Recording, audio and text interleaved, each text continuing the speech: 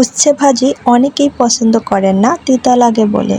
যেমন আমিও একটা সময় খেতে পারতাম না, কিন্তু লাস্ট 2 বছর ধরে আমি এইভাবে উচ্ছে ভাজি করে থাকি। আলহামদুলিল্লাহ, আমি পেট ভরে ভাত খেতে পারি উচ্ছে ভাজি দিয়ে। বন্ধুরা, দেখতে থাকুন আমি কিভাবে উচ্ছে ভাজি করে থাকি। তো উচ্ছে ভাজি করার জন্য আমি যেরকম চাকা চাকা মানে মোটা মোটা করে পেঁয়াজ কেটে নিয়েছি, আর এখানে কিছু উচ্ছে কেটে নিয়েছি। আর এগুলো কাটার আগে আমি ধুয়ে নিয়েছিলাম, উচ্ছেটা ধুয়ে নিয়েছিলাম, পেঁয়াজটাকেও কাটার আগে মানে ছোলার পরে ধুয়ে নিয়েছিলাম। এখন আবারও দুটো একসাথ করে তারপরে ধুয়ে নেব। তো এগুলো ধোয়ার সময় একেবারেই হালকা হাতে ধুতে হবে, মানে এমনভাবে ধুতে হবে যাতে উচ্ছের গায়ে কোনো রকম আঘাত না লাগে। অনেকেই বলে থাকেন যে উচ্ছেগুলো ধোয়ার সময় ভালো করে কচলিয়ে কচলিয়ে ধুয়ে উচ্ছের তিতে পানিটা ফেলে দিলে নাকি উচ্ছে তিতে লাগে না, কিন্তু এভাবে আমি ট্রাই করেছিলাম, কিন্তু আমার মন মতো হয়নি।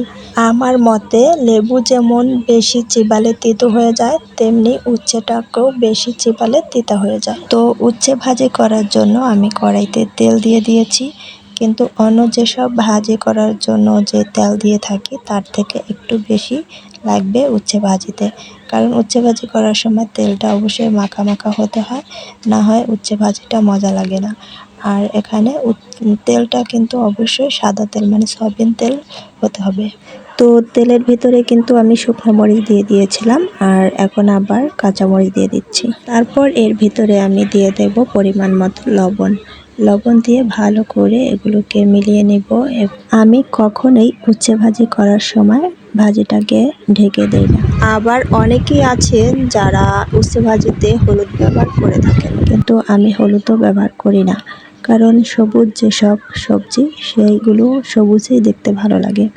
আর এখানে আপনারা চাইলে হলুদ ব্যবহারও করতে পারেন, তাতে কোনো সমস্যা নেই। জানেন, একটা সময় ছিল যে আমি উচ্ছে ভাজি দেখলেই ভয় পেতাম। মানে উচ্ছে ভাজি যদি কেউ আমার পাতে মানে প্লেটে ভুল করেও দিয়ে দিত, তাহলে আবার সবটুকু উচ্ছে ভাজি আমি তুলে রেখে দিতাম, আর ওটার সাথে যে ভাত লেগে থাকতো সেই ভাতটাকেও ফেলে দিতাম। মানে উচ্ছে ভাজি আমি খেতেই পারতাম না। আর এখন আমার কাছে মনে হয় সব ভাজির থেকে উচ্ছে ভাজিটাই বেশি মজাদার। তো গরম ভাতের সাথে যেরকম মজাদার, আবার পান্তা ভাতের সাথেও অনেক বেশি ভালো লাগে উচ্ছে ভাজি। অন্য ভাজির তুলনায় উচ্ছে ভাজিতে তেল এবং পেঁয়াজটা কিন্তু অবশ্যই একটু বেশি দিতে হবে। পেঁয়াজ আর ভাজি উচ্ছেটা যদি একদম মানে সমান সমান হয় তাহলে ভালো লাগে বেশি। আর উচ্ছে ভাজি করার সময় কিন্তু অবশ্যই জালটাকে মিডিয়ামে রাখতে হবে।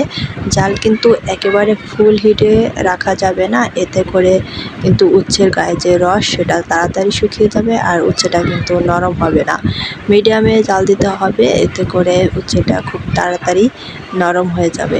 সব থেকে অল্প সময়ের ভিতরেই কিন্তু উচ্ছে ভাজি রান্নাটা হয়ে যায়, এটি একদম অল্প জালেই হয়ে যায়।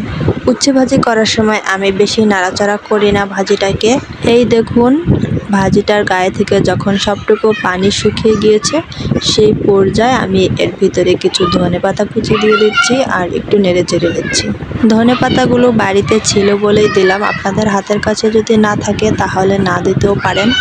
আর একটি কথা, আমি উচ্ছে ভাজি করার সময় কিন্তু একেবারে ভাজা ভাজা করি না। যখন উচ্ছেটার গায়ে থেকে একেবারে সব পানি শুকিয়ে যায়, তখনই উচ্ছে ভাজিটা নামিয়ে নিই। তো বন্ধুরা, উচ্ছে ভাজি করা শেষ। এখন আমি আপনাদেরকে মানে আপনাদের সামনে খেয়ে দেখাবো যে উচ্ছে ভাজিটা কেমন হয়েছে খেতে। তো তাই আমি একটি প্লেটে কিছু ভাত নিয়ে নিচ্ছি, আর এখান থেকে একটু উচ্ছে ভাজি নিয়ে নিলাম। আর এদিকে আবার আমি রান্না করেছিলাম পাঙ্গাস মাছ, পটল এবং আলু দিয়ে পাঙ্গাস মাছটা রান্না করা হয়েছিল, তাই এখান থেকে একটু তরকারি এবং 1 পিস মাছ নিচ্ছি।